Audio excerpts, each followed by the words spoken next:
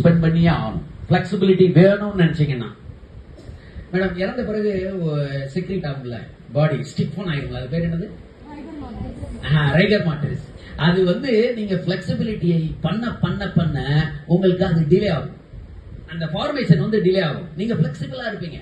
இறந்த பிறகும் அவன் பிளெக்சிபிளா இருப்பான். யாரு? டெய்லி யோகா பண்ற ஆளு. அவனுக்கு அந்த ஃபார்மேஷன் உடனே குவிக்கஸ் ஆகாது. ஓகே, அதான் பிளெக்சிபிலிட்டி.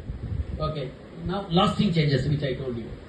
Now holistic well-being கம்ப்ளீட்டா சேஞ்ச் பண்ணிடும், கம்ப்ளீட்டா சேஞ்ச் பண்ணிடும்.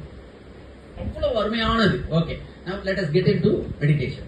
ஓகே, இப்போ நீங்க கண்ணை மூடணும்.